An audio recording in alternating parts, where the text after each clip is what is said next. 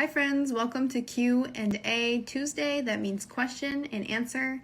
And this week I will be answering as many English questions as I can possibly get to. Leave them right here. This is an interesting question.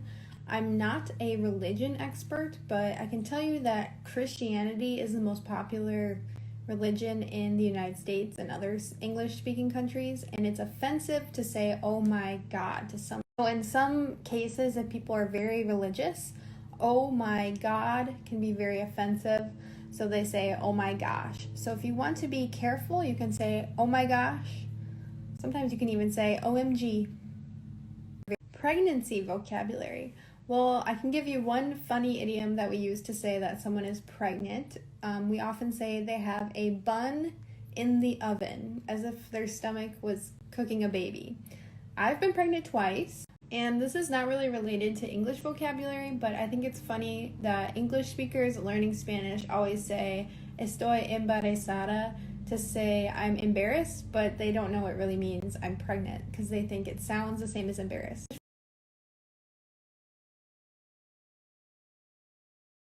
I would say the phrase bump into has two ways that we use it mainly.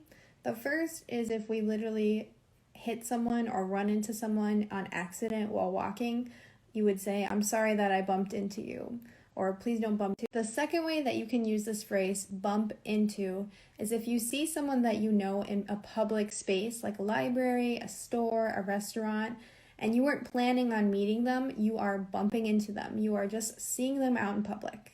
You can definitely use both these phrases, and they are both correct and exactly the same. I prefer tea over coffee, or I prefer tea to coffee.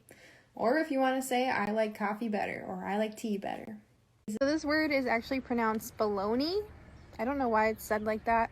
If you're wondering what bologna is, it's a mystery meat. It's some sort of pork. And if you want to say that someone's lying, you can say, that's bologna. That means they're lying. It's false. So I just really feel like the way I teach online is I want to be like your friend. I want you to feel like you're learning from a friend. That doesn't mean it's the only way or the best way to learn English. You can learn English very formally too. So taking a course or group classes is definitely recommended. And there's no one way. You need lots of different things. You need to have fun, listen to music. I just feel like I teach best when I'm having fun with you. That being said, I like to have fun. I am an English teacher and I make some really good lessons. And I just think that you need to have fun and you need to use lots of different ways to learn a language. Otherwise it gets very boring.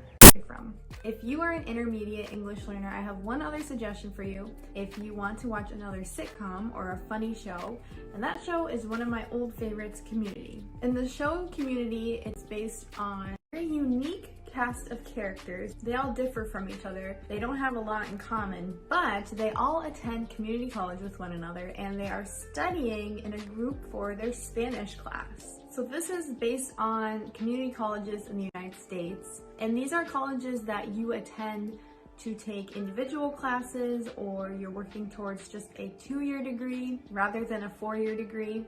And in this show, there's actually some very realistic aspects about attending community college. Of course, there's lots of things that are not realistic for the television show just to make it funny and interesting. But there's some really big actors that are in this show. I've also been told that I look like Britta in the television show. So let me know in the comments if you think I look like her. I've been told a few different times actually. She could be my doppelganger. This is a really interesting question. I don't know. I think it's maybe a little bit inappropriate to ask, but if you are trying to stay safe and you need to know if someone's vaccinated, maybe it's okay. You guys vote. So yeah, I just don't have the answer on this one. I'm stumped. I'm stumped is a phrase that means I have no clue. I don't know. This is a really interesting question. I don't know.